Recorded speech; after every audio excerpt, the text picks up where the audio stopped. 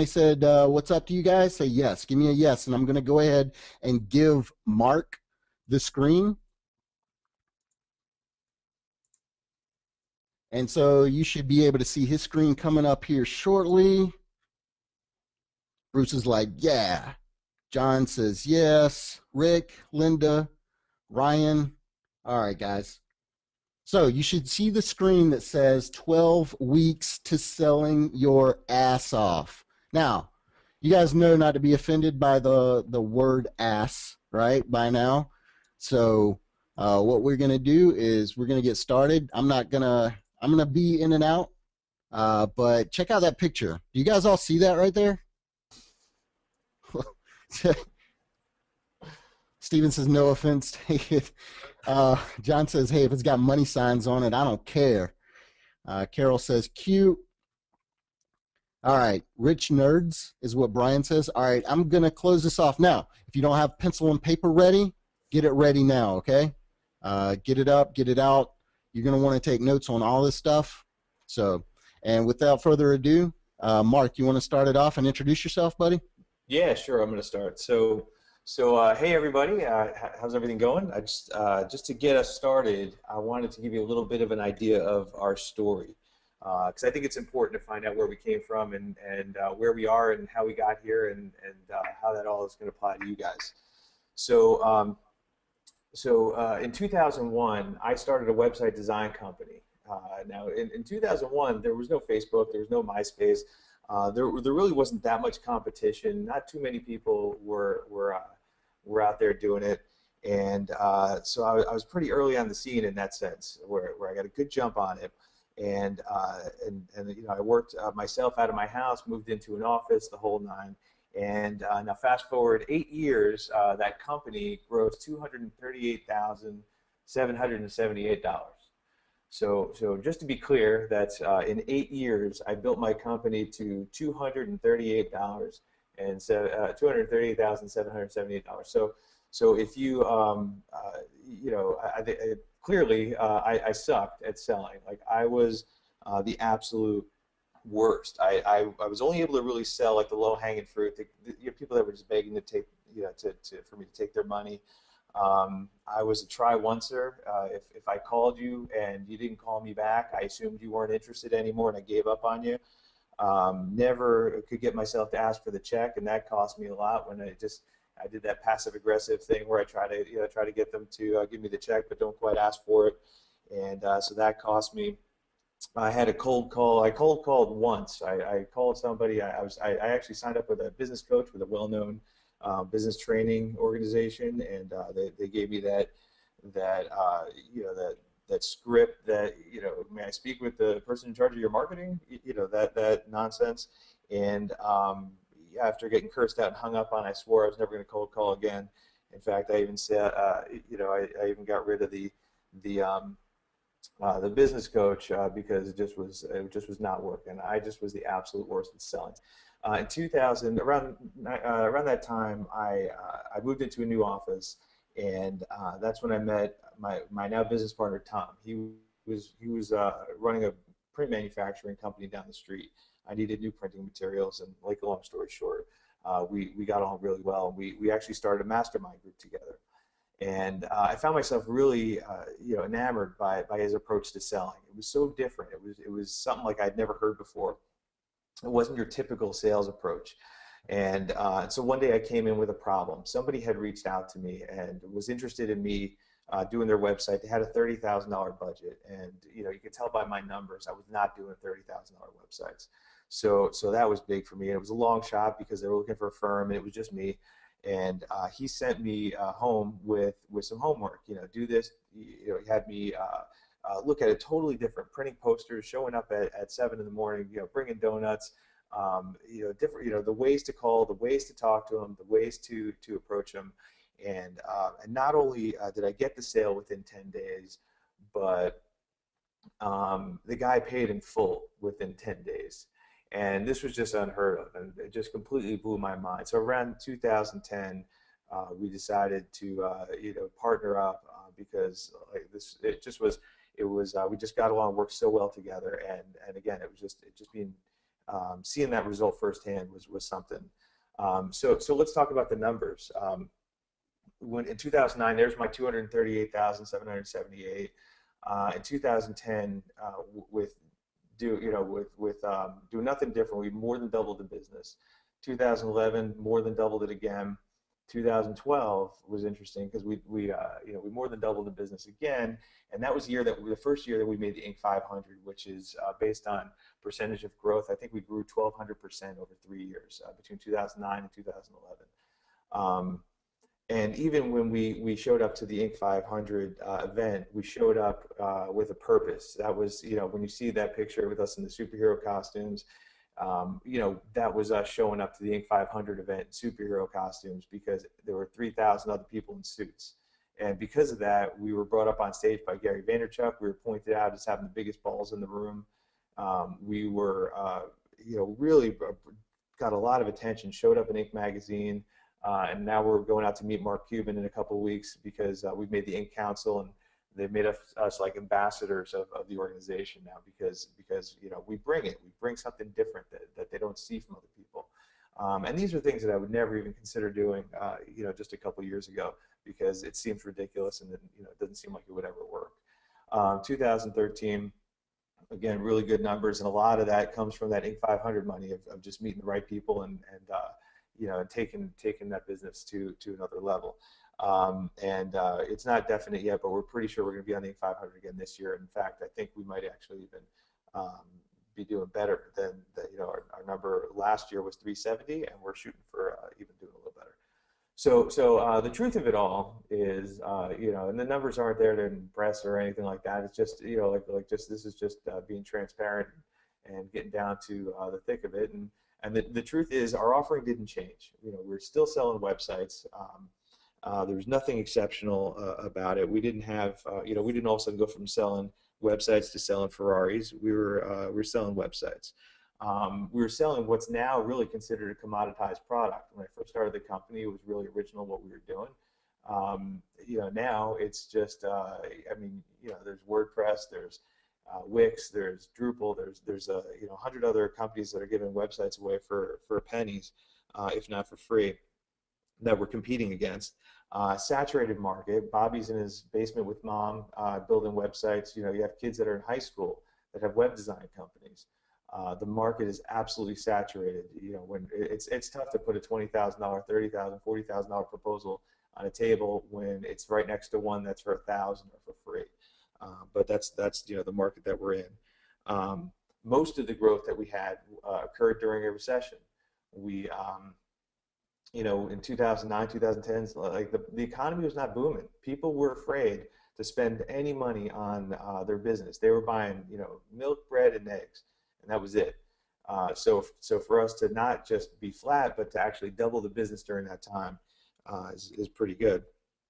When Tom joined, he walked in without any knowledge of our product or service, and we were able to double the business in 1 year. I joke around about it a lot, but Tom is brilliant when it comes to selling. But I do have to come in and show him how to turn on his phone every morning, because he's just his focus. He never built a website before. He doesn't understand SEO. He doesn't know but he's brilliant when it comes to. Am I allowed to interrupt and say "fuck you, Mark"? Oh, sorry, just wanted to throw that in there. Go ahead, continue. I don't get to say this stuff often without getting smacked. We didn't discover any new tools or a genie in the bottle. It's not like Facebook came on the scene and that's how we doubled our business. The truth is we haven't really been doing anything dramatically different than approaching things in a very sales-oriented fashion. And in the last year, this wasn't all just Tom. This was both of us selling our ass off. This was me personally selling twice as much over the past year that I sold myself the first 8 years combined. And where before I was just doing the low-hanging fruit. I mean, I am a trained salesperson just from practicing this stuff, learning this stuff, doing these exercises, being coached by Tom, and just again, you hang out with that that level of sales people, and I mean, it rubs off on you, and I'm living proof of that. And our sales staff is only 2 people strong. It's myself and Tom. You know, there are no we don't have, like, it's not like we brought on 50 sales guys that are just working on commission. That's how we did all this. If you bought something from our company, you either bought it from myself or from Tom, period. There's nobody else. So so that's kind of where we're coming from, and I just wanted to share that story with you because it's important to know that you know, it's not like I was born with this gift of sales. I learned this stuff from you know, just from experience, from exercise, you know, from running through this stuff and figuring this stuff out, and work with Tom on it, being coached. And it's made all the difference to myself, our business. I mean, even me personally, I'm in the process of buying a house, and negotiating is a big part of sales. And some of the exercises that we worked on for this program, I used to negotiate the price of my house. The guy that I bought the house from came down over $30,000, and I came up from my original offer $5,000 because I negotiated the hell out of it. Not only that, but he's also throwing in 2 rooms of furniture that my wife really liked. So I got exactly what I wanted, whereas he came down significantly and it all came down to, you know, some of these techniques. So without further ado, I just want to introduce you to my business partner, Tom. You know, we've been partners for about 3 or 4 years, and it's just been, what's that? Yeah, this is a good picture of him, better than the other ones. So just to give you the little run through that he is forcing me to read by gunpoint. In his 25-year career in sales, it made him a millionaire by the age of 31. He earned a 50% business partnership in a 12-month period through selling alone on 4 different occasions and in 4 different industries. He sold more than $1 million worth of product or services in 10 different industries: commercial printing, advertising, real estate, life, health, disability, office supplies, professional recruiting, automotive, commercial catering, public relations, professional website development. I mean, stuff works across the board. I don't care what industry that you're in. He's trained entry-level salespeople, went from 0 to over $1 million in sales with a 100% success rate. The company went from $500,000 in sales to almost $12 million in a few very short years. Successfully mentored 4 young entrepreneurs in the Entrepreneurs Organization Accelerator Program, which is a program of EO that you know, where you're making less than $1 million and you get this kind of watered down version of EO. And he was able to, within their first year's membership, get them well over $1 million in order to get them into a full-blown membership into EO, which was you know, a really big deal. And all across all this stuff, his title has always, on every business card that he has always been really nice guy. And that's and the purpose of you know, including that is he is not your typical sleazy sales guy. The stuff that we do, the stuff that, you know, how we approach sales, how we coach people to do sales, is all based on having fun, really enjoying it, not being that, you know, what do I have to do to get you in in the car, you know, today, kind of approach. He comes from a place of you know, integrity, and a place from you know, really thinking what's in the best interest of the client, what's in the best interest of everybody. How do you get a win-win-win? And you know, it's and a lot of this all comes down to that mentality, shift in mindset, looking at traditional sales techniques much different. You know, and not from that sleazy perspective, trying to get somebody to sell something, but really kind of attracting them to you know, what you're offering, and you know, being a valuable resource for them. So with that said, let me introduce you to Tom, and Tom, take it away. Woo! Man, that was 20 minutes. That's a personal record for me for being able to keep my mouth shut, but I'm very proud of myself. So. You didn't keep your mouth shut, though. He didn't keep your mouth shut, man. All right, you're going to hit me with the details. Sure. So I just want to jump back to where it was when Mark and I found each other, or where Mark found me. He found me sitting as the CEO of a company. We had 28 full-time employees. I had 8 professional salespeople working for me that were not in sales when I met them. I mean, our value proposition for them was, come on in and we'll give you 10% of every dollar worth of commercial printing sales that you can bring in. And you can just imagine that, you know, how hard it is to find anyone that had experience, was already inside an opportunity, earning a base. So my biggest problem inside this company that I owned a third of was that no matter what I did, I mean, here I was personally selling $4.4 million worth of printing each year, and I was directly responsible for 8 other people selling $1 million worth of printing. So you do the math. You know, I had people working for me that were making a dime on the dollar and were quite happy earning 6 figures. And I was making more. I was sitting at about $250,000, which most people would say is, hey, that's the promised land in selling, right?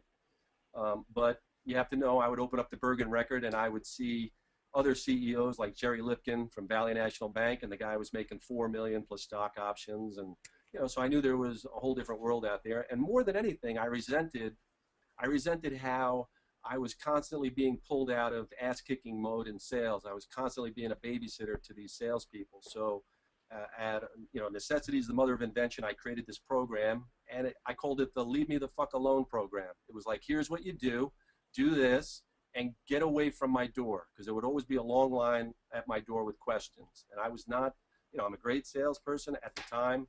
I didn't see myself as a sales manager. I didn't want to be a sales manager. I was ready to fire people and just put it on my shoulders. But that's where this system was born. And I'll jump right to Mark says in 2010 I came on as a partner. The truth is, I came on as a potential partner. Mark and I were in a mastermind group. He got to look at my business model. I'm sitting there selling my ass off, but still bitching about things. We all have the thorns in our paw, and the thorns in my paw were, not being able to be a true leader in my company, not being in control, I was resentful that I made all this money for everyone else, and that the manufacturing part of my business sucked it in, and that I wasn't able to make a dime on the dollar. I mean, I have been making at least a dime on every dollar I've been selling for years and years and years, and it's kind of ironic for me to have a higher salary working for somebody else than inside my own company with a big fancy title of CEO, which I never used, as Mark pointed out. My title was really nice guy, but I was also the CEO. So I bring that up because I came on as a potential partner, and I want you to know that I wasn't just this guy torturing salespeople that wouldn't give them any money and made them work for a dime on the dollar. I believed in that. I believed if you were worth your mettle, that you could jump in there and create an opportunity, and if you're any good, and if you had a fire in your belly, that you could do something, and that you'd be worth a dime on the dollar. And if we needed to sponsor you for a little while until you caught up, I mean, we had recoverable draws and all that in place for people, but they had to catch on. But I didn't want to be the one dragging them and teaching them. But in the end, I had to. So that's where this program came, and I wanted it to be a you do this while I'm doing my thing, and and I'll still be out there slaying dragons, which is what I love to do. You will never find anyone. I don't care how long you look. I don't know who's on this webinar, but I challenge you to find somebody that gets more excited about selling than me. I mean, I just love it. I live it. I breathe it. I think it. I always come back to it. My default setting is I get antsy. Like earlier, he was asking that question, who's gotten a yes? And I could feel my stomach knotting up, and it's great to evaluate, but we all know that we need yeses, and if you're going to get more yeses, you need to be hearing more no's, and I'd like to say I've forgotten more about selling than most people will ever learn. But we've taken the time. I mean, the program that I had in place that was working and winning for myself and working and winning for the folks that worked for me, it was 10% of the program that's on the table right now. That's how much it's been improved. Not to harbor on our accomplishments, but every time somebody's out there introducing a selling product, it's always the same story. Wow, look what I did way back in the rearview mirror. Look what I did. Whether it's 5 years ago, look what I did 10 years ago. It's always back there. And this program, what we're offering today, what we're going to share with you, it's all stuff. Yeah, it worked yesterday. It worked unbelievably yesterday, and it's working today, and it's going to work tomorrow. In fact, it's already in play. And I'll just touch on that for a second.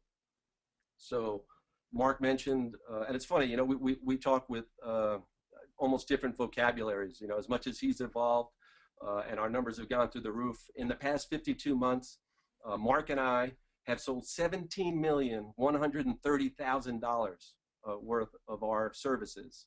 That's not too shabby. If you look at it, it is May 13th, okay? And we have $5.1 million out the door. It means we've reached the $1 million a month mark, and we're behind on our goal. So you know what we're going to do?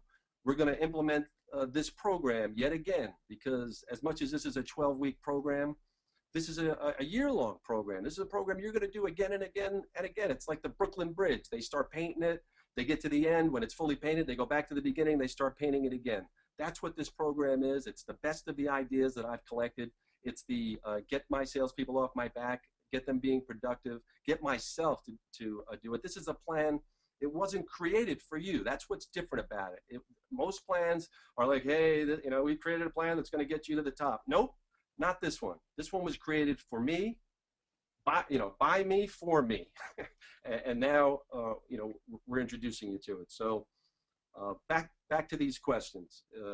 The first thing we want to do, I want to give you some value. I want you to get off this, whether no matter what happens. I want you to say, wow, you know, I feel like I'm more after it. I feel like I'm ready to really chase this thing down.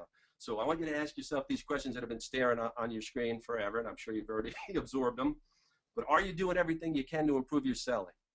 Are you living up to your potential? Do you go to bed each night with nothing left inside you? Are you approaching selling with a definitive purpose, which is just another variation of, you know, are you doing everything with a major definite purpose? Are you living with definiteness of purpose? And if you look at these questions and you're you know, answering yes, then chances are you lie about other things as well. So earlier on the phone, he was on the call. He was asking, you know, who's gotten a yes, and I heard a lot of people that are being honest. No, I haven't had it. I haven't had it in a day. I haven't had it in a week. Man, I got my yes last Thursday. Somebody, I think it was Steve, he knocked one out today. That's awesome. But we all need to be honest about where we are, and that, you know, that's where we come in. That's where this program is going to come in, and you know, we want everybody to take a stand for where they're at, and we want you to be your word, and we want you to live up to your true potential. Oh, I knew that would catch up. So, in speaking to living up to your true potential, it's all about getting after the things that you say that you want for yourself. So we put together a few exercises from the program that are absolutely part of the winning formula. They're part of the winning sauce, no matter what. I mean, there is a lot of content here. There's a lot to get your arms around. You're all in selling, so I guarantee that you're doing some variation of all 12 of these key areas. I'm sure you're doing some things right. You know, it's not like I'm going to introduce the concept of goal setting to you. I mean, you know, we've all had a mountain of material about goal setting, but there's just a bit more, you know, and that's what these exercises are going to do for you. So we're going to start with today. We're calling it, today is Quit Bullshitting Yourself Day. And that is a great day, because no matter where you are, no matter where you come in selling, you need to be honest about it, and you need to ask yourself, you know, is there room for improvement, you know, or are you really getting after it? So you've already set some goals, you know what you're chasing after, whatever your sales opportunity is, you're in it, you're on it, you're after it. But are you really? I mean, you're saying you are. I mean, Steve sold something today, so he's obviously, you know, he doesn't have the covers pulled over his head, but is he really getting after it? So, you know, if we went down to yesterday was a perfectly good day to sell products or services in this great country we live in, right? So if we took yesterday and we dragged it into today, and today was Quit Bullshitting Yourself Day, and you absolutely knew that we were going to take out a full 2-page spread in every major newspaper, every magazine, and we were going to mail copies of that sucker to everyone that you've ever met in your life. And what was going to be in there is, here's exactly what you did. Let's go with yesterday. So we start the page right from where you woke up. You know, you shit, showered, shaved. Maybe you had a little breakfast. Whatever your routine is, would you be proud of everything that you put out there in order to chase after what you're doing? Whether you have real goals, whether, you know, whatever it is you say that you want, we put that on the page. Oh, here's what Steve is chasing after, and here's what he did. Here's what he traded Monday for, trying to get this. Well, oh, look at Steve. My goodness, he had a bunch of time wasters in there. Look how many times he checked his cell phone. Look how much he farted around on Facebook. And wow, how many calls did he make? And he didn't show up to anybody.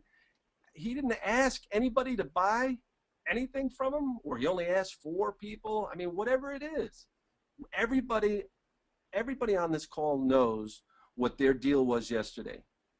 How would you feel? I mean, there's only 2 ways that this can go down. Either you would be ashamed, you would be like, holy crap, I can't believe my kids, my father, my family, my friends are going to see how little I did. My wife, oh my God, I hope my wife doesn't see what I did all day. And I came home and bitched about how tired I was and how rough it is out there. You know, like, be honest. That's what quit bullshitting yourself is all about. And, you know, we all know the easiest person in the world to lie to is ourselves. So we lie to ourselves that we're after something, and part of this program is absolutely bringing you back to chasing this down. I mean, there is not a time ever where I don't know exactly where I'm at. And I'll tell you right now that there have been a few days. I mean, we all you know, get off the mark. There'd be a few days I wouldn't want published. But I'm willing to stand out there naked. I am proud.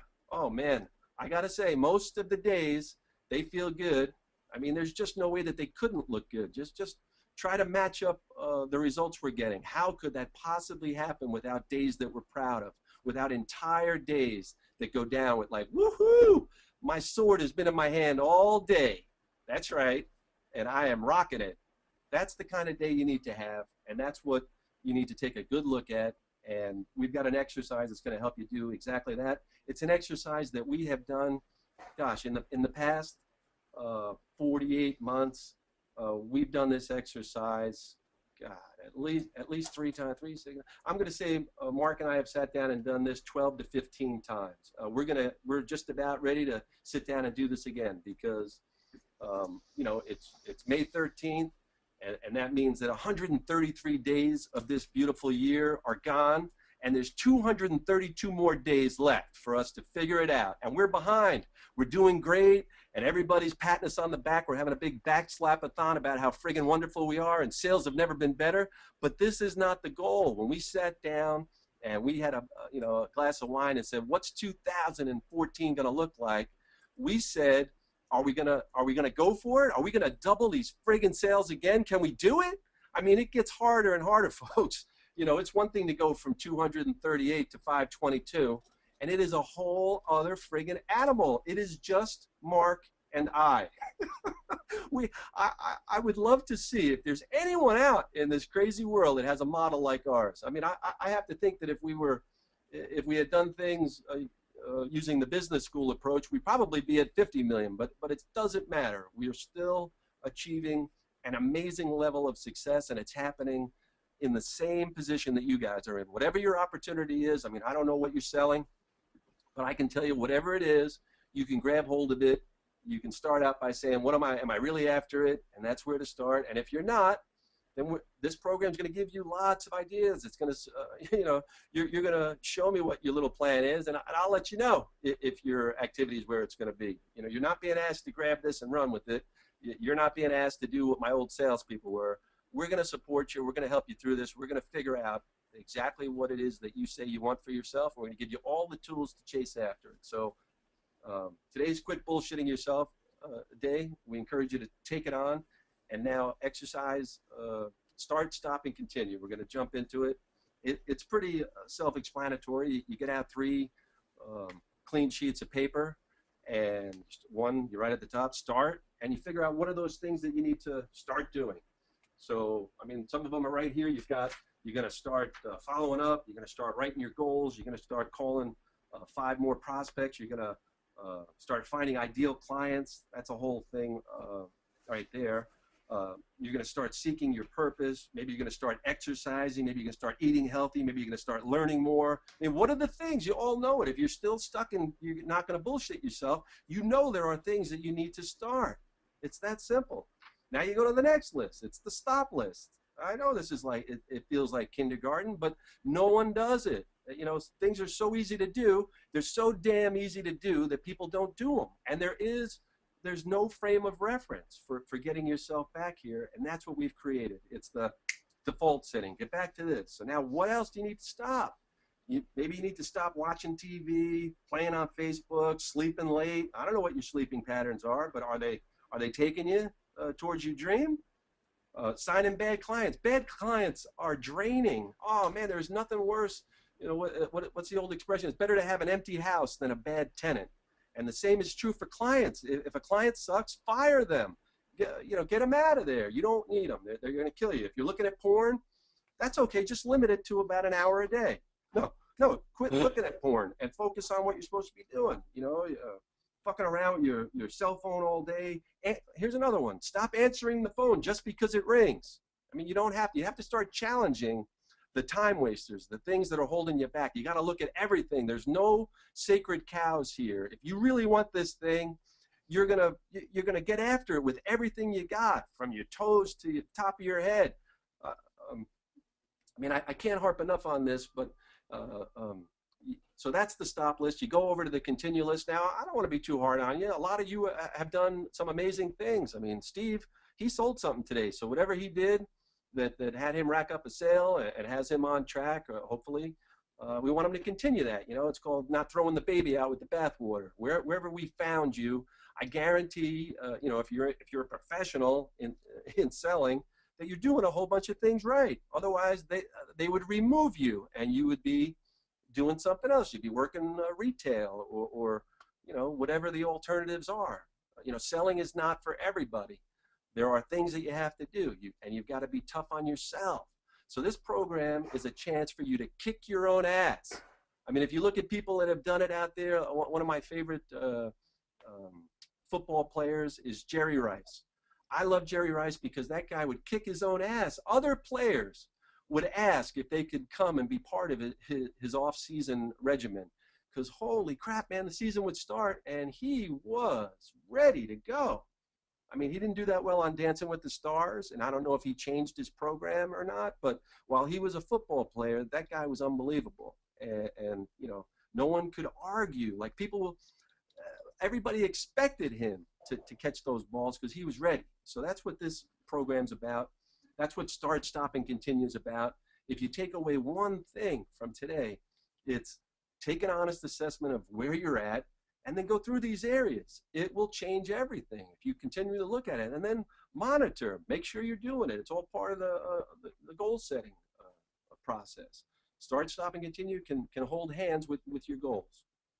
So finally, let's push ahead. And here's where we're going to touch just a little bit on goals. And now this is, this is not probably the thing that you're wanting to hear, because there are juicy nuggets that you'll just smile about in terms of the art of closing and following up and prospecting and guerrilla marketing and all the fun, juicy things that we do to move the sales needle. But it would be ridiculous to start there. You have to start here.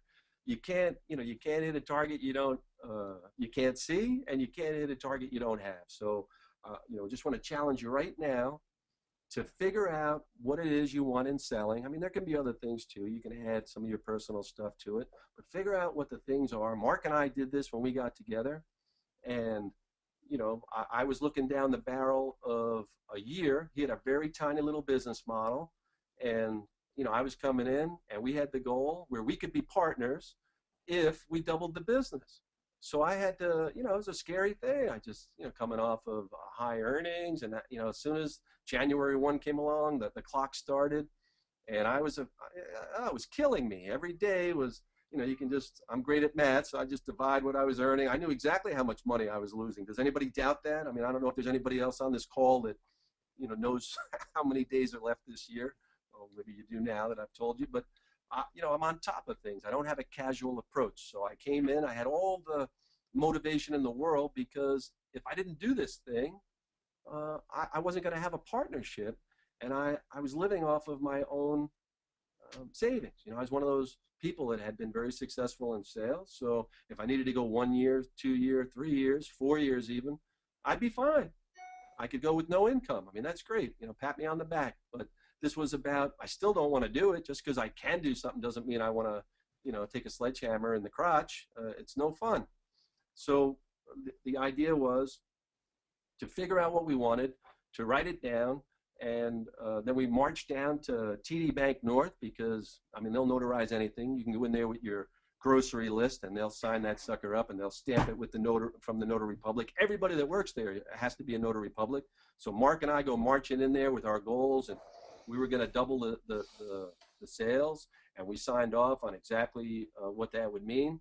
And then we had written out our accountability checks. Mark and I are, we're alike in some ways, but mostly we're like an odd couple, which is great in a partnership because we complement each other. And now, over the last 4 years plus years, we're actually a lot more alike because now, you know, Mark isn't nearly the wuss he was. They couldn't sell when I met him. I actually like him more than he sells. I mean, we got 5.1 out the door, and Mark's responsible for a bit more than 2 of it. I mean, it's miraculous. I can't tell you, you know, that it'll happen for you, but I'm thinking that when you sell more, you're going to like yourself more. It happens. And Mark sells more. I like him more. I do. I like that guy more now that he sells. I'm sorry. I like anybody more after they're selling. So the point is, we marched in there. We got him to sign us up. Mark took out his check. I took out mine. Mark wrote his check out. It was $2,500 at the time. That was a decent little amount. You know, you can do something for $2,500. And Mark wrote his out to a neo-Nazi, white supremacist group that just hates Jews. And you know, he had their address and everything, and he wrote a little note in there. You know, please use this for whatever you feel is necessary. And you know, not to tell on Mark, but Mark is Jewish. I'm Irish. Together, we're both ish in some way. And I took out my checkbook, and I wrote a check for $2,500. And believe me, you know, I could. There's a lot I could do with that rather than send it to my ex-wife's attorney, who I almost strangled one day in the courtroom. Like, and a little note in there. It says, "Oh, just please use this money to do something fun for yourself." Now, there was not another human on the planet that I could stand less than that son of a bitch. The thought of him getting my check with my, like, he probably would have had a heart attack when he opened the envelope and saw the check. He wouldn't have believed it, but still, it was impossible for me to think that we were going to mail that sucker. And we didn't wait for the year to see if we hit the goal. We broke it down into quarterly numbers, and we factored in a little bit, like we knew it wasn't going to come in 4 equal chunks, but we were only slightly generous with the number, and we had a figure that we had to hit in 90 days using this program. And let me tell you, we came right out of the gate, and we put up $15,000 worth of shitty little sales in that first month. And I am telling you, I can't speak for Mark, but my ass started to pucker just a little bit. It started to pucker that, oh my God, you know, wow, you know, these numbers are off. We were on track to do 160,000. So we needed to really, you know, give this program the old enema. And the fact is that it was working, but there was just a little bit of a learning curve. You know, I was entering a new industry. My previous industry was printing, and you know, you run into anybody, and anybody was a potential prospect. Whereas with web development, you know, some people already had a website, or you had to wait until they were ready, or it was part of their budget. It was different. But we were still pounding this program, and all of a sudden by month 2, we had put up a ridiculous number. You know, Mark had never seen a number. I think it was 53, and all of a sudden we were like, yeah, we were back, man. We were on it, and then we killed it the next month. And I mean, we only did crush through that quarterly number by a couple of $1,000s, but we were on track, you know. So we had a quarter of the year under our belts. Those son of a bitches didn't have to get our checks, and guess what we did?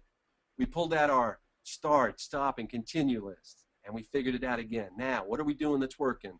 What else could we do? We got another list that was called, what else could we possibly friggin' do under the sky to get this done? Who do we know that can help us? We made a list. We looked at it. We evaluated it. We took the goals that we had for the remainder of the year, and we didn't buy a whiteboard.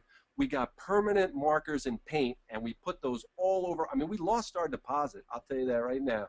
The guy, we moved our office 3 times. Every time we moved our office, we lost our deposit. But do you think we really care? I'll answer that one.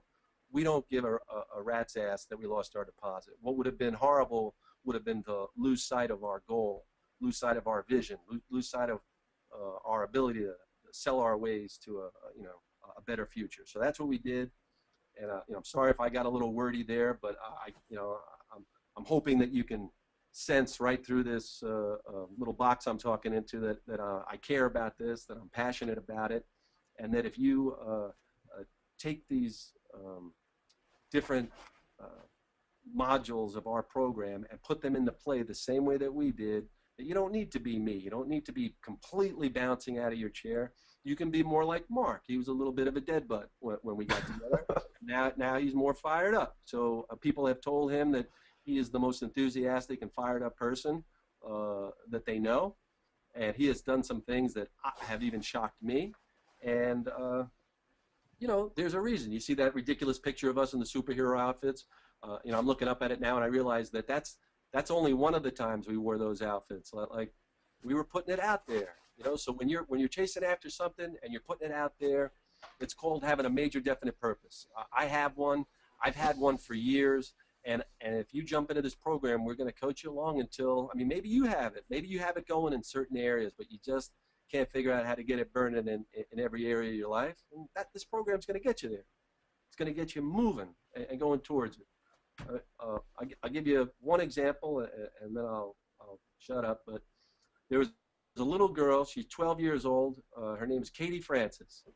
She sold 18,107 boxes of Girl Scout cookies. Have you heard of her? It's pretty amazing. She's a 6th grader. And she came out and she just killed it. There are images of her. If you Google her name, you'll see. She's in Oklahoma City now. I heard the story and I had to reach out. So it took me a while. It took her 7 weeks to sell 18,100 boxes of Girl Scout cookies, mostly Thin Mints. And it took me about the same amount of time to convince her school to send a note to her mom, and for her mom to get back, to reach to the Girl Scouts of America. I just came at it from every angle until I finally, had a talk with Katie's mom, Mary, and I got a 10-minute interview. All Mark and I had to do was write out a little check for the Breast Cancer Research Foundation, which they were supporting with their drive. So the point is, got in there for 10 minutes. I needed to ask this little girl what she did, and here it is. Here it is in a nutshell. She asked everyone that she met to buy her cookies. She even, you know how Girl Scout cookies work. You gotta put your orders in, then you get the cookies, and then you can still sell while you have stock. But for most of the sales period, there's no stock. Well, the year before, she had sold 12,000 boxes, and she became the #1 Girl Scout in, she set the Oklahoma City record, but she wanted to win the national record. And I don't want to go on and on about cookies, but if you think that there's not something to this that can help you, you're wrong. She bounced off of people. She asked everybody to buy the damn cookies. She loaded up the empty boxes in a what do they call those little things? A cart that she pulled around with her, for lack of a better word. And when people ran over to buy a box, she'd ask them, "How many do you want?" And "Great, let me take your order." And people felt shamed that they would only order one, so they'd order 2, 3, 4 boxes. Some people would order a case because, in addition to asking everybody, she told them about her goal of being the top seller of all time, and people wanted to help her. So my rant about the little girl with the cookies is over, but I'm telling you, inside each of you, there is that little girl or that little boy that it's the same thing. You need to figure out what it is that's important enough to make you clear your throat so that you're the one that's in the elevator saying, and if you're in, I don't know what, toner sales, that you're in the elevator saying, "Anybody in here need any toner?" Sounds ridiculous, but that girl sold 18,107 boxes of cookies, man. That's a lot of cookies. That's all I'm saying. Tom, why don't you? I want to go through the program, and I know you've been talking a lot about the 12 weeks and how each module is a week and all that kind of stuff. Can you get into some of the information that is in this whole program? Sure. Kind of break it down. Okay, so I think we've already touched on week one is major definite purpose. I don't think there's anybody on this call that would argue that that is not the secret sauce. So, I don't think we need to go too much further with that. If we do, part of it will be identifying folks that are living with it. So if you need one example, you're speaking of one right now. If you need a second example, I guarantee when you start living with more purpose, you're going to look around. You're going to recognize the folks that are also, out there going for it. So even though I was a stranger to little Katie in Oklahoma, and a caveat I should also add is that it was pretty weird for a guy with the last name of McVeigh when he tries to make a whole bunch of phone calls to Oklahoma City. I mean, it was just crazy. People asking me if I was related, and But anyway, that's different. But that little girl had a major definite purpose. There's no doubt about it. I'm living with one. There's examples of it in real life all around you. There's plenty of movie examples. One of my favorite examples is George Foreman. When he won back the heavyweight championship of the world. I mean, we don't need to speak any more on that. We've got 12, so I'll leave major definite purpose alone and go to week 2, which is goals. We touched on goals as well, and there's a whole formula. In my experience, and I am a person that has tried to read and look at and worked every program, met every speaker I could. I mean, I am the guy. I was the guy standing there. I got to meet them all, and I had questions. So my thing about goals was that they always left you flat. There'd be that same little message like, you got to write them down. But there was no coaching. There was no framework. Well, we've taken all of that out. So between what we have in Exercise 2 and what we have in the resource section for taking care of your goals, it's just outstanding. It's the best of what's available in terms of goal setting. There's nothing better. Week 3. Can't say enough about a unique selling proposition. For anybody that's on the line, I don't know what Steve sells, but whatever it is, I'm sure there are other folks selling it, whether it's a product or a service. We all know this. I mean, in this country's history, things are becoming more and more commoditized. Whatever it is, even if you have a great innovation, there is somebody, right behind you on your heels trying to figure out how to deliver it to another market, waiting for your patent to run out, whatever it is. We were on the Inc. 500 list. I think we came in at 370. And the other folks, I was fascinated. I want to meet them all. The guy that came in number 1, his name is Jim Mitchell, and he invented nothing revolutionary. It was an iPad the kids use called the Nabby. And basically, you could throw this thing against the wall and it wouldn't break. And it had content. It had parental controls. So at 8 o'clock, the thing starts singing a bedtime story and shuts itself off and won't turn itself back on till 10. So it was innovative, but it wasn't groundbreaking. I mean, Apple had already come out with tablets, but they put a spin on it, and they were the number 1 company on the list. Now, I don't know where they're going to fare this next year. They do have an innovative product, but that was the story again and again. It wasn't always, even though they were the fastest growing companies, most of them were not like us. Most of them were not out there selling their asses off. A lot of them had just, oh, look, everyone's in the desert and we invented water. Yay for us. Look, yes, we've got water. There were folks that made new ways of tying your shoelaces, and that Hickey's brand, and they were on the list. And anyway, the point is that I admired the folks that made the list that were like us, that had a commoditized product, that had very little that was unique, a saturated market, more and more people going in to compete with them, and they were figuring out a unique way of selling their product. I mean, we're not just idiots standing up. I mean, there was one time we were in front of 400 or 500 people at this General Assembly meeting, and we put on a presentation that people didn't even know we were doing. We had arranged, and it ended with us chanting a gospel song that we had turned from, this little light of mine, I'm going to let it shine, to this website of mine, I'm going to let it shine. And I mean, we can look back to that day, and if we connect the dots, there was probably $100,000 worth of business that came in from that room that we were networking in, because we were willing to, go balls out. So unique selling proposition doesn't have to be that your product or your service is so unique. It can just be that you found a unique way of delivering it. So I'll shut up about that and move on to prospecting. And I think you can get the flavor here. Every one of these exercises, every one of these important areas that you need to focus on, it's all about bringing something special to. So when it comes to prospecting, you know, I'm not talking about that same old shit that people do. You know, I'm certainly not talking about the hello, may I talk to the person in charge of blah-de-blah.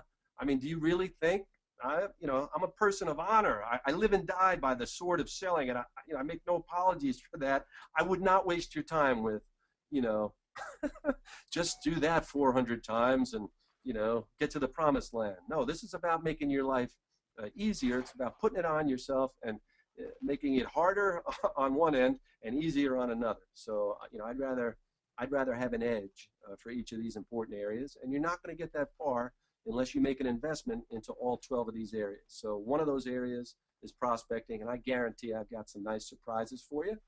You know, unique ways where you can make a difference and stand out, an evaluation tool where you can figure out how everybody else is trying to get it done, and then make your plan from there. I mean, this is an ounce of different is worth a pound of same. That's what our whole program is about. It's about pouring major definite purpose into these 12 key areas that no one would argue are the foundation of sales success.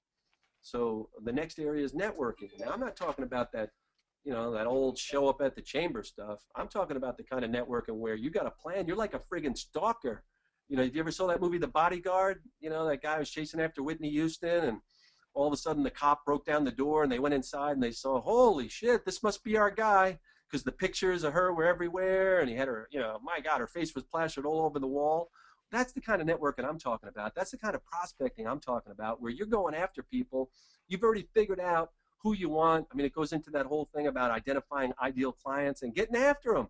You know you want them. You know they're ideal. I mean, some of you might not have to do that because you're in a lighter industry that is about quantity. But for those of you who can benefit from identifying ideal clients, I mean, that's the way to go. I'd rather be deliberate and get exactly what I want on my plate. I mean, would you imagine going to a buffet line and letting somebody else hold the spoon of what they put on your plate? I mean, shit, maybe they'll load you up with all Brussels sprouts and you'll be farting for a week.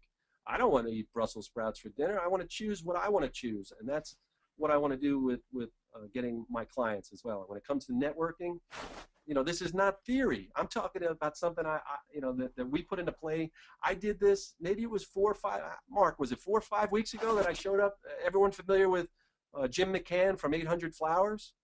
Well, if you know who he is, and you should know because they sold $1 billion worth of flowers last year.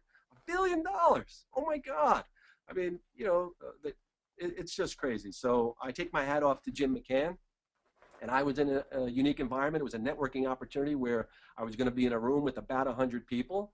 So I went in there with a few team members. You know, I'm 6'4", and I had on a big old flower costume, and I had gone to the embroidery place, and I had him write #1 Jim McCann fan on there. What do you think, guys? Did I meet Jim McCann? Did I get to have lunch with him after that? Did I get to propose my offering to him and let him know what my big plans for doing business with him? And in the end, he probably remembered one person from that event, and you're damn right it was me and my team. We went in there, we had some fun. The first thing he did before he got up and spoke was he walked over and hugged me. So my plan was only in play for a minute, and I already got a hug from my prospect. And he was just shaking his head laughing, and of course I got to talk to him, and he got to see that you know, what's great about me isn't the foolery, that I have an offering and a plan, and now I had met him in the most unique way. So I don't want to go on a rant. I'll move past networking, but I hope you can see that you know, I'm not talking about just showing up to networking events. That's not going to get it done. You need to be deliberate and get after it in a unique way. And I'll challenge you to, you know, quit being a wuss and do something that makes your heart pound. You got to risk something sometimes. The next thing we'll focus on is referrals. You know, I told you that I like my business partner more now that he sells it. I mean, you got to hear it when somebody compliments him that we've done a nice job for, and I have trained that lovely man to say, that is really wonderful, thank you. And what would be amazing is if you knew someone else we could help. oh, my eye, I get a little tear in my eye. And and he now does that, where he used to just say thank you and, you know, appreciate the pat on the back. So referrals, there's a whole strategy to what you can do. I mean, if you've got happy clients, then you need to, you need to stay in there and make sure that they stay happy, or somebody else is going to sweep them off their feet.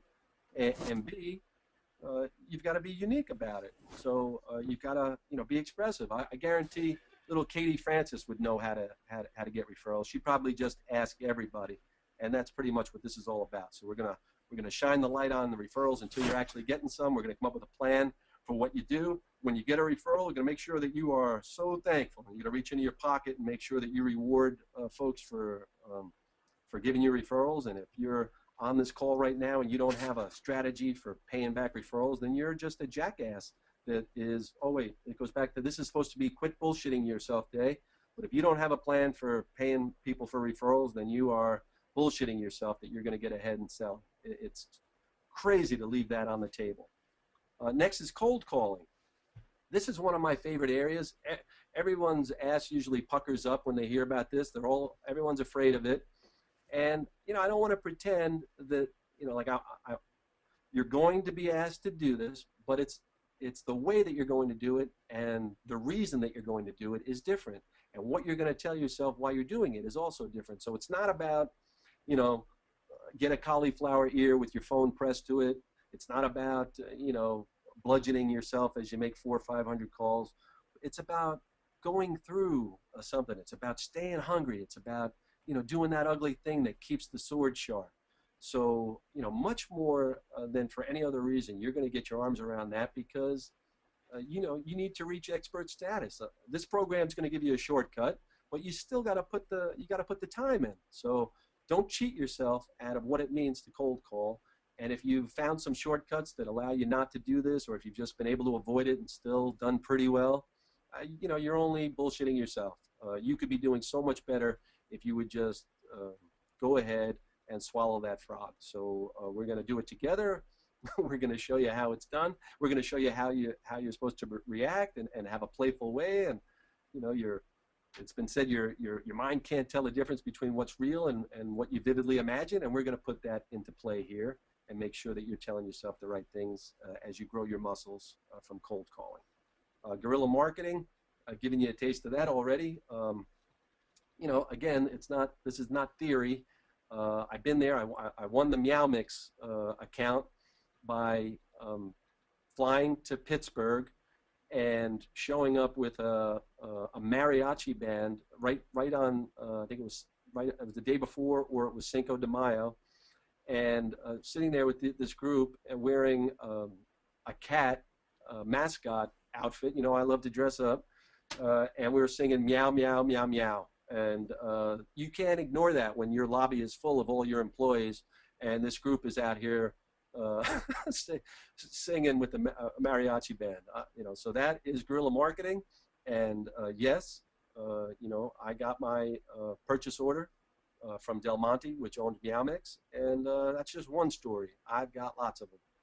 I'll have another one as soon as we get back from Nashville, because we're going to go have some fun with Mark Cuban. So, you know, this is not all stuff in the rearview mirror. It's stuff I love doing. I love doing it back in the day. I love doing it now, and I'm excited about my chances for what we're going to get to do in the future. So that's guerrilla marketing. Following up, you know, I can't say enough about how important following up is. Really, no one area in this 12 is more important than the next, but following up is just leaving it all on the table.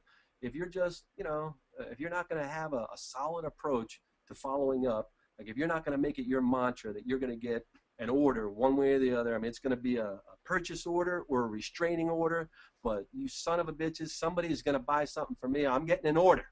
And that's what following up is all about. But it's not just, you know, giving people an enema until they give you a no.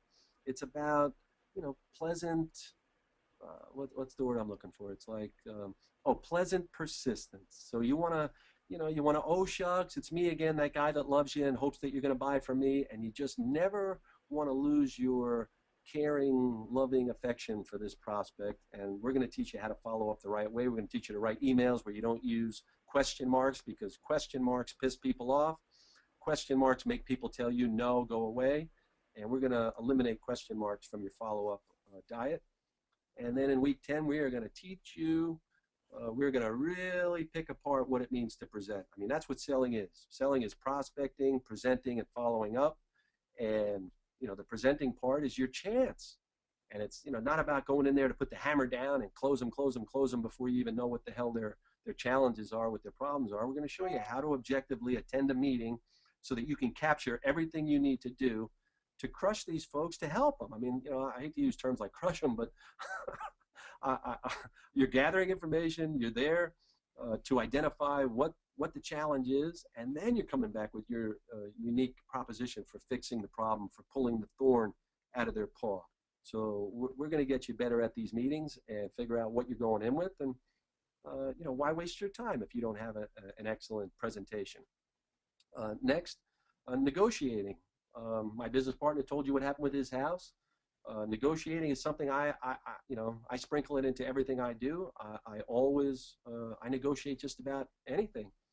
You know, I got pulled over one time. The car, had been sitting in my driveway for months. I'd shut the insurance off, and I just wanted to start it. It was almost out of gas. You know, I'd been starting the car. You know, I've got 3 cars, and I wanted to keep this one running, but, you know, I didn't want to drive it during the winter. So I let the insurance off of it, and now I needed to go put some gas in it. So what did I do? Did I call the insurance company and put it back on? No, like an idiot. It wasn't registered, and I drove it down there with no insurance, and I got pulled over because I had no license plate on the front. Well, here comes negotiating. We went from, we're going to impound your car, to I had that guy follow me home, you know, and he tucked me right in like he was tucking me into bed. He put me in my drive. Oh, I thanked him so much. And believe me, before he agreed to it, he had to hear my whole story about how my father was a police officer, and oh my God, I was so ridiculous what I did, and he'd be so disappointed in me. And there was no break in there. I mean, kind of like this presentation, I just would not stop until I got my point across. And that's what negotiating is all about. Negotiating is about realizing that everything is negotiable and then having a strategy for it. So we're going to give you a strategy for all 12 of these areas, and it's a good one. And if you put it into play, it'll be 12 weeks, and then like the Brooklyn Bridge, you'll come back and you'll start again at the beginning, just like us. And finally, closing. You know, I think you get a sense that we might know a thing or two about closing, right? When we're done with this program, when you're sitting in week 12, you're going to have a smile on your face, and you're going to have some more tools for going out there and closing. And, you know, not the pit bull way, not where you're trying to close somebody before you've, you know, you're trying to sleep with them before you've even had your hand on their knee. Like we're going to close the right way. When the little window of opportunity, when there's a little bit of light that a potential close might be possible, you're going to have the tools to know that, okay, it's possible, and we're going to help you land that plane every time. So instead of, you know, leaving the meeting and say, that was a great meeting, and I'm sure they're going to buy, like we've all lied to ourselves, if there's even a chance that you're going to close them, we're going to help you land that plane. So that's the overview of our 12-week program. So let's just talk about what the actual program includes, because it's a lot more than just the 12 sales modules that you talked about. One of the things that we're going to be doing is we're going to be doing a weekly 90-minute webinar and Q&A, and this is it's important because we want to make sure that nobody gets left behind. If you walk into this and you ignore week 1, and now you don't have a major definite purpose, and you're walking and you're trying to complete the other weeks, it's not going to be as effective as if you just go one week after another and really swing for the fences on each of these different different modules. So we want to make sure that not only are you getting the content throughout the site, throughout the instruction, but you're really you're really killing it. You're really getting you have an opportunity to ask all the questions that you have to ask. If you need any help, if you need walkthroughs or anything, then we're there for you. Lifetime access to the program. We're not taking it down. This is not a one-year thing. This is something that you're going to want to revisit over and over and over again. You're going to want to keep coming back to it. We keep coming back to it, and that's what gets that's what has our numbers so strong. This kind of stuff doesn't just this isn't a set it forget it kind of thing. You learn a new technique and then you've nailed it and you can never get better. You should be in a constant state of improvement. Just constantly, we get to the end, start back to the beginning. Just fine tune, polish, get better. Daily, weekly, and monthly updates. We're out there selling with the best of them, meeting with a lot of people, and every now and then we have a new idea. We had a client that ran a helicopter tourism company, and we couldn't get through to him. He reached out to us, but then then a month went by, just wouldn't call us back, and so we spent $100 to have to take one of those toy helicopters, and we had a custom sign made to hang from the helicopter, and we sent it to his assistant, who then proceeded to spend the next couple days playing with it in the office until he finally just could not stop seeing our logo everywhere and our phone number that said, please call us, and he called us back. And he's been a client of ours for about 1.5 years now. So we're always coming up with new ideas, new things. We want to make sure that this program is a living, breathing thing. Obviously, a private Facebook group, so you can all hold each other accountable. So we can work with you. You can work with the other guys in the group, and people in the group. Make sure that we're all working together. I mean, this is a community, and it's a community effort. And something that works for me, I want to share with you. Something that works for you, you may want to share with somebody else.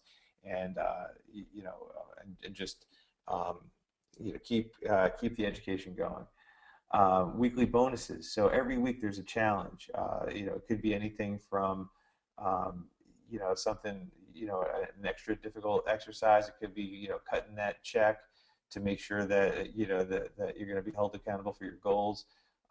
It could be a monetary goal, and if you accomplish any one of those, each of those bonuses, you'll get everything from free T-shirts to a free month of coaching, one-on-one coaching, webinars, a bunch of other stuff that we're just trying to give. We're trying to give to those that really step up. The folks that plunking down a credit card is one thing, but really stepping up and taking this stuff to heart and swinging for the fences. Because we're looking for success stories. I mean, I want to be able to say, that you doubled, tripled, quadrupled your business, and I don't even want to, pin you down to that, because I guess you could be capable of increasing 10, 20, 30%. Who am I to tell you that you can only double your business? Hey, Mark, can I jump in here for just a minute here? Sure. Guys, you realize what Mark just said here? Okay, so there's so many things, there's so many courses, books, or whatever that you could buy on selling this or building that or whatever. What they just did was they are actually, what's the word I'm looking for? They're pushing you to actually be as good as you can. So, they're not just asking for you to take a payment and then, okay, here's the, here's the material and have a nice life or whatever. No, they're actually setting you up for bonuses where the more that you actually do for yourself and learn how to sell a whole lot better, you get more stuff that will in turn make you that much better. And that's why when Mark and Tom told me about the 12 weeks to selling your ass off program, I couldn't wait to get inside myself. Because remember, I've been selling things online for 10 years. I've been selling online services to offline businesses for 8 years, since 2006. I've literally sold tens of millions of dollars, if not $100 million worth of stuff online and offline.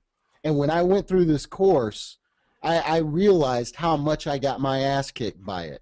I realized how much I didn't know, and I realized how much I could further improve on myself. Now, just like I was talking about at the beginning, where basically my tactic is, and you guys know me, you guys have bought things from me before. Basically, I'm just like, here, if you want it, take it. I'm not going to try to pitch you on this. I'm not going to try to talk you into it. You know what you need. You're a grown goddamn human being, right?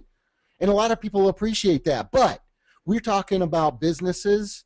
If you sell offline, if you sell online stuff to offline businesses, a lot of them don't even know what the hell this stuff is yet.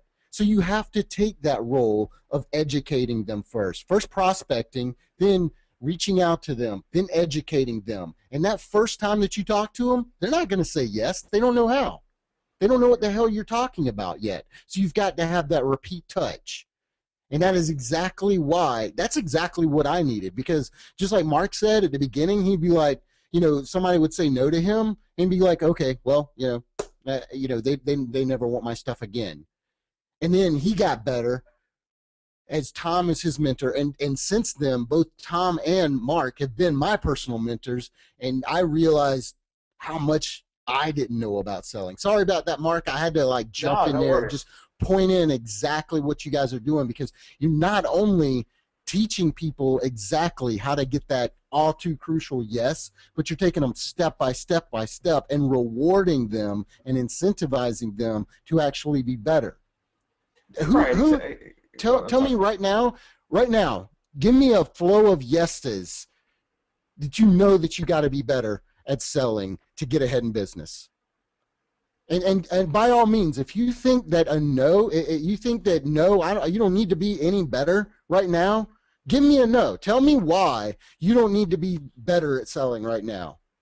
I'm not talking about in general. I'm not talking about people in general need to be better at selling. I'm talking about you need to be better at selling. Because I just told you, and I have the data to pull to back it up.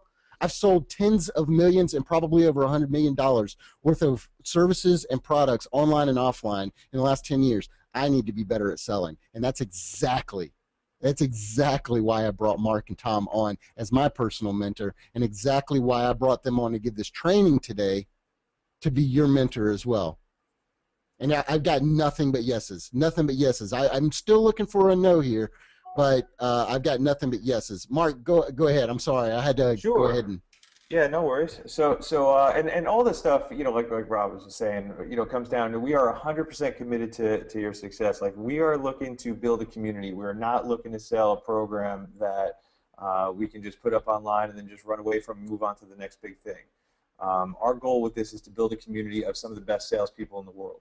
That means that we want to, we're going to constantly challenge you. We're going to offer bonuses. We're going to constantly be updating the material because that's what we want. Sales has a pretty crappy name. It's a dirty word in a lot of places, and it doesn't have to be. It doesn't have to be this grueling thing. It doesn't, there isn't that much out there that's new. I mean, you can go into the Sandler selling method that worked great, 80 years ago when my grandfather started a business. But you don't really have anything that's really, really new and takes things from a whole different perspective, looks at things from a completely different way. So, and then also obviously there's a 30-day money-back guarantee, and we also, I talked to Rob yesterday about this, and we also wanted to add one more thing to the pile.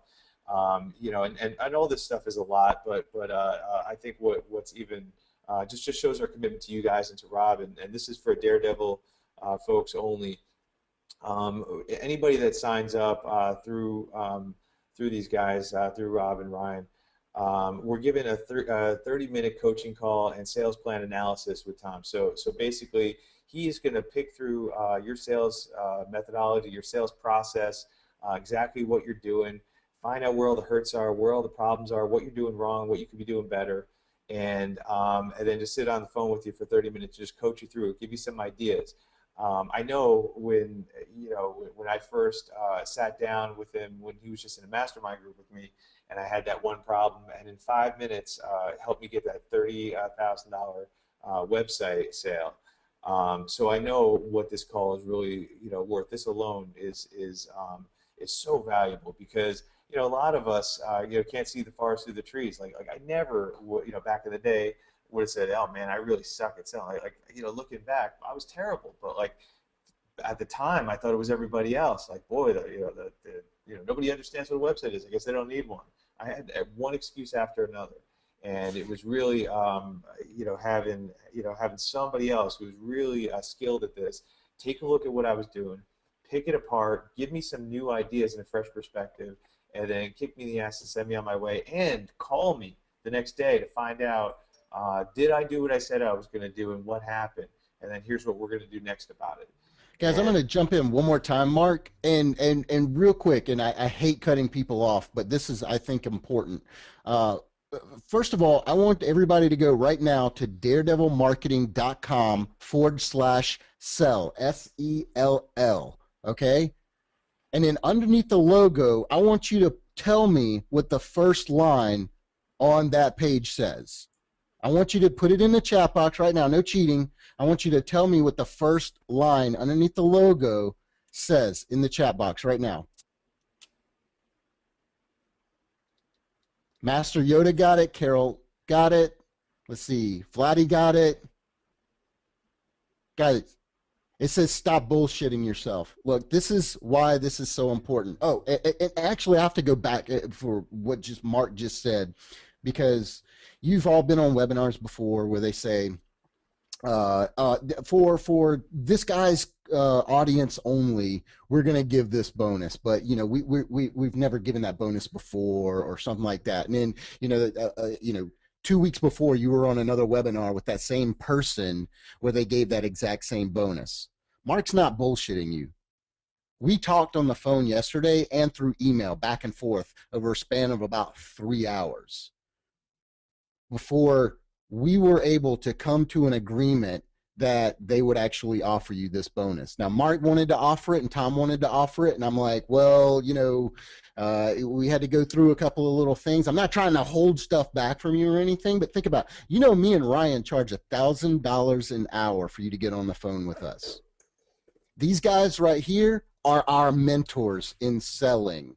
So think about that, what it's worth. What's it worth to you to get on the phone with somebody and say, hey, can you look at my process? Can you look at what, I think I need to be on? In 4 sentences, these guys can tell you more about selling and more about getting the yes from your prospects than I could and you know that I'm a verbose motherfucker, than I could in like nine paragraphs worth of stuff, because I'm going to be like, well, it's this and this and this and this, and you got to look at this and everything. You ask Tom or Mark that question and be like, there it is right there. So that 30 minutes, that's what you need. And this is not some kind of BS kind of stuff or like, oh, this is a bonus we've never given up. Nobody's ever seen this before. Mark, Tom, how many times have you made this presentation before? This would be the first. Yep. This is the first. Guys, the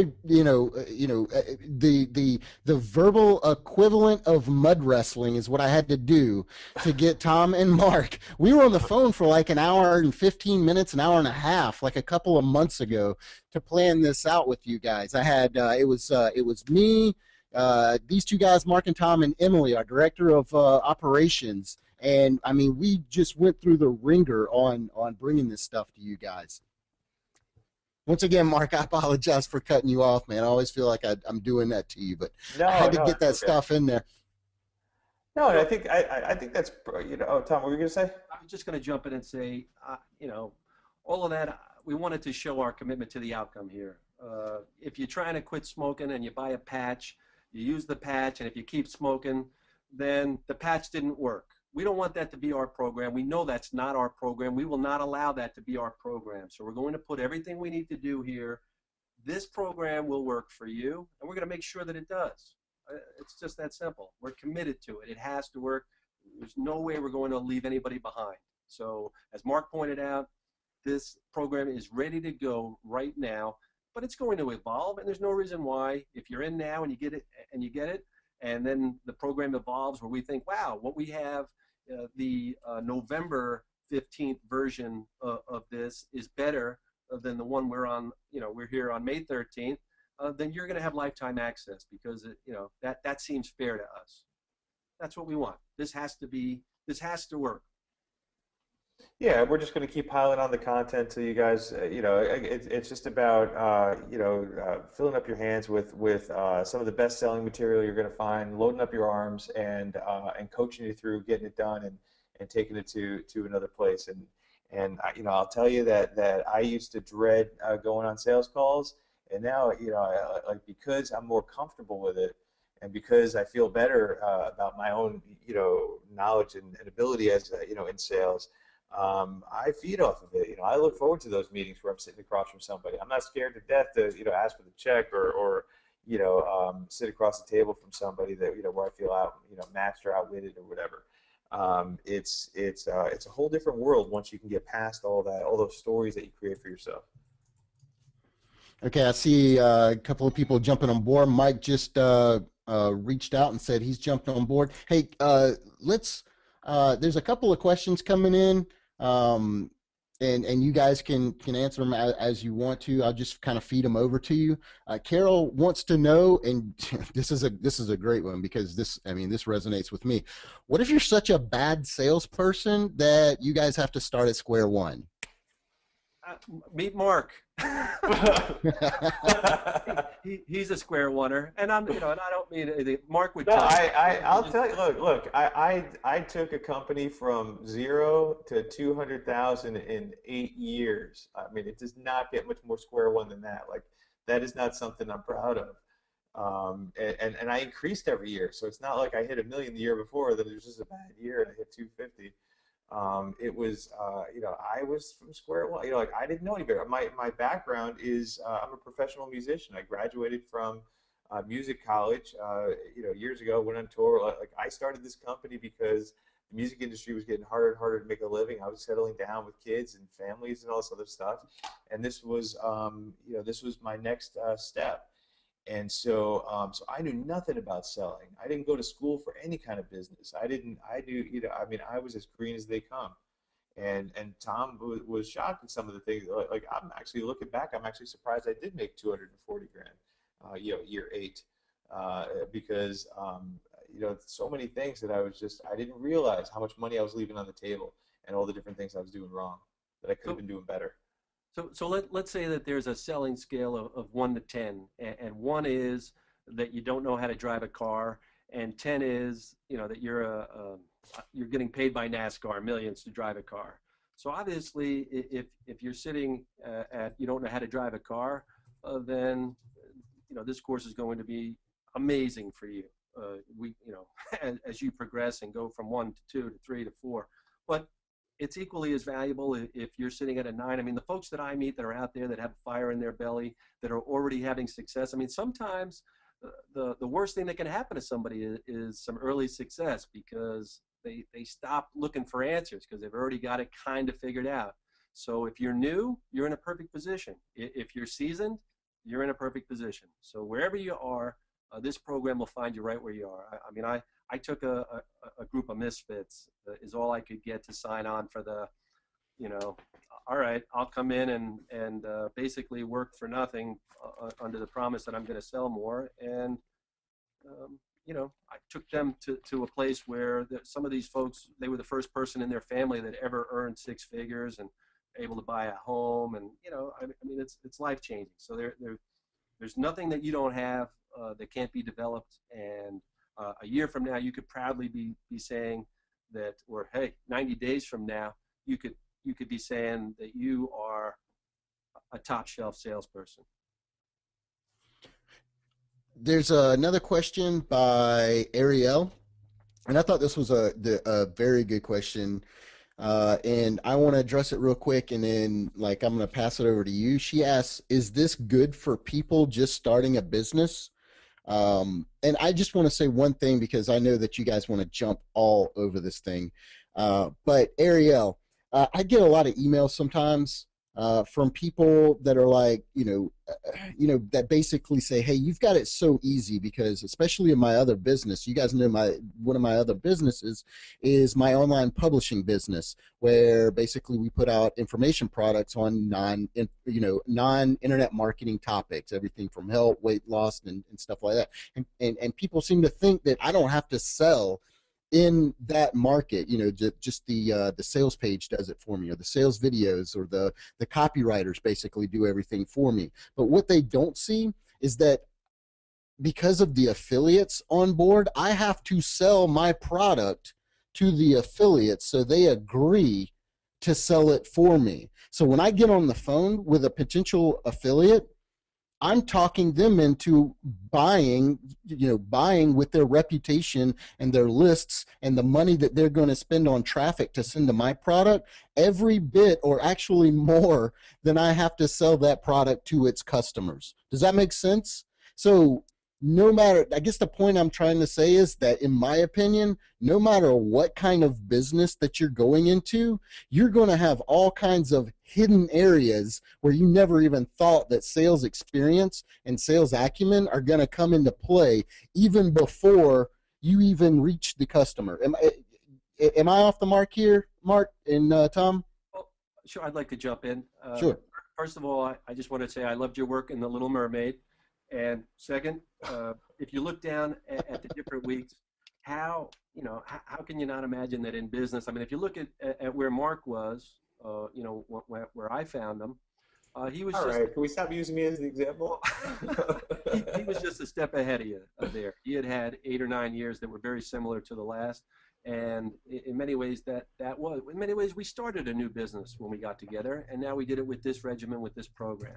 So just ask yourself, like one of the things that Jim McCann said after I met him was, someone had asked him a question. There was someone that was starting a business that serviced to Greek diners, and they were going on and on about how the need was. And then Jim, who I respect, he said, well, what are the barriers to entry into that business? And so now if you're new in business and you need to, all of these things we talked about, you have to figure out what's unique about your product, your service, or what you're going to deliver. And this couldn't be a more perfect time for you to submerge yourself in this material. And I'm sure if you started a business, you've got a fire in your belly, and there is, absolutely no difference. In fact, some of the most successful business owners are, they see themselves as salespeople, and for good reason, because generally they're the ones driving the bus.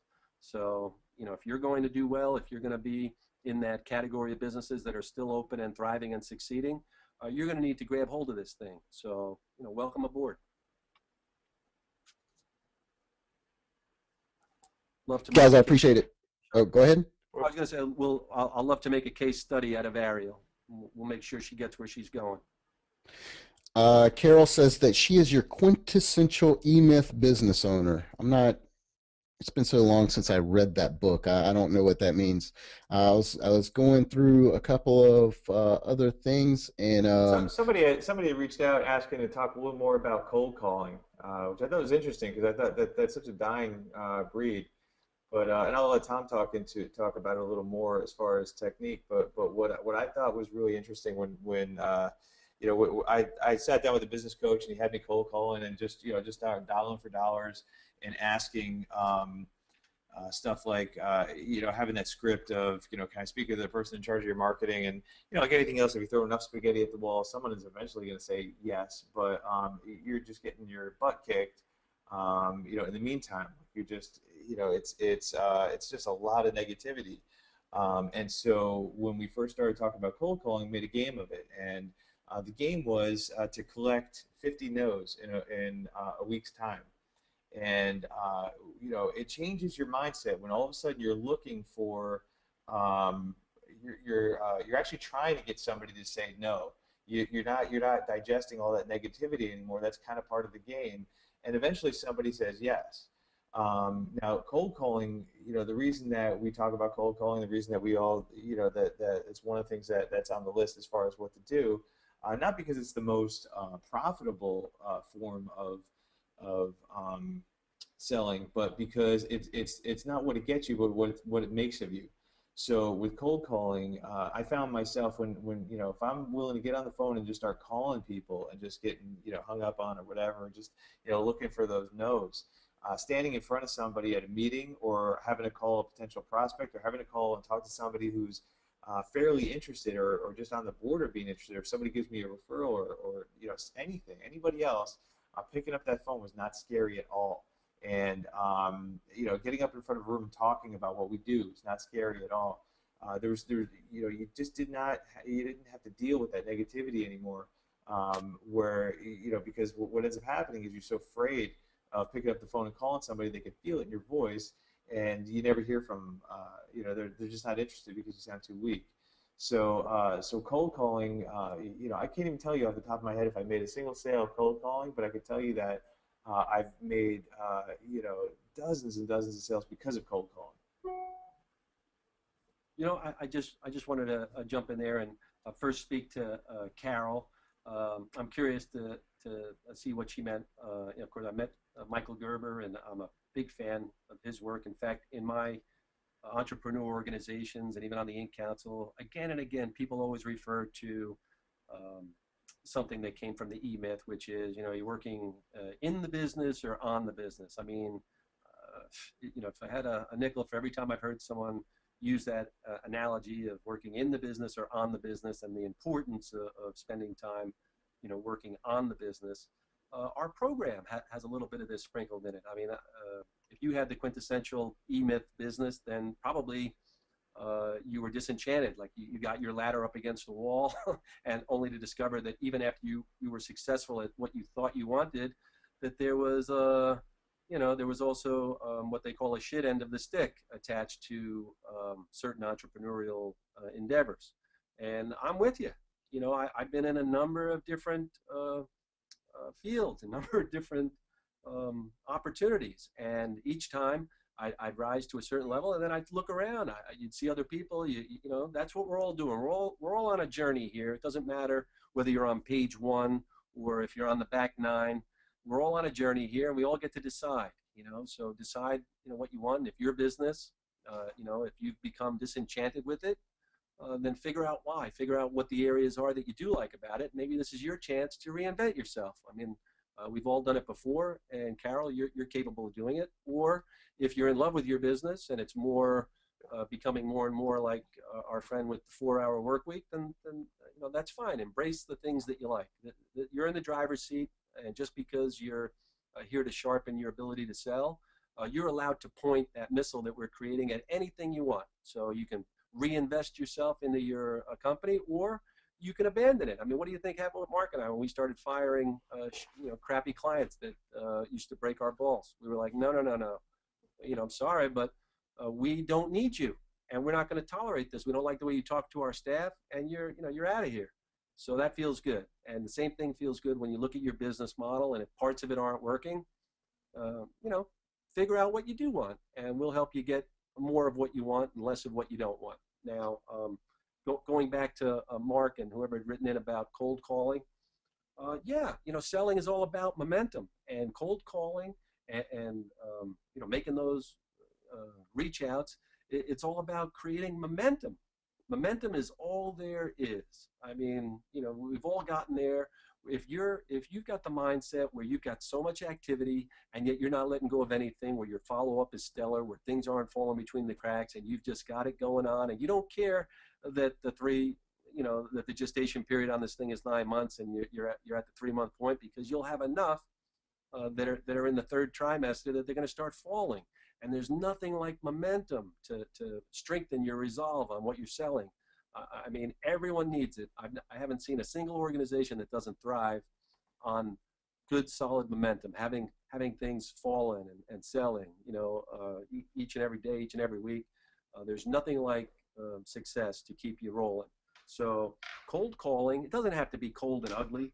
I mean, you could rename cold calling intelligent asking. When Babe Ruth led the league in home runs, I think he hit 60, and that was quite a feat.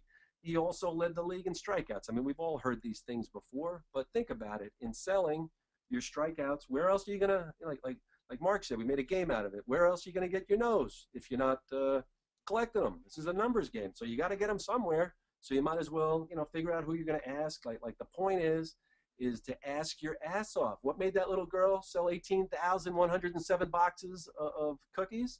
She asked everybody that she bounced off of and told her story. That's what we all need to do. Definitely, man. Perfect answer right there, man. Hey, guys, on our replays, I don't like to go, that close to 2 hours or whatever. So I'm going to go ahead and shut it down unless anybody's got any real last-minute questions.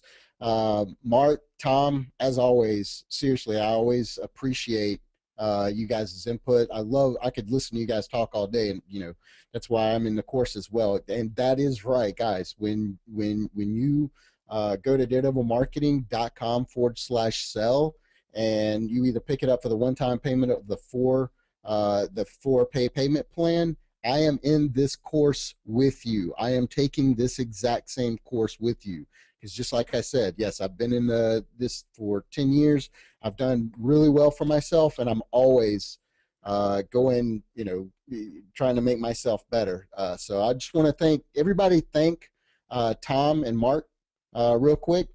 Put in the chat box a big old thank you, guys. Personally, seriously, thank you. I really appreciate the training today. All right, you bet. Anytime, Rob. And no problem. And I tell you what I'm going to do is I had two computers running a recording. I think they both took. I'll take the next little while to make sure that they did. If they did, I will send out a recording, a replay for this. You already know, you've already been through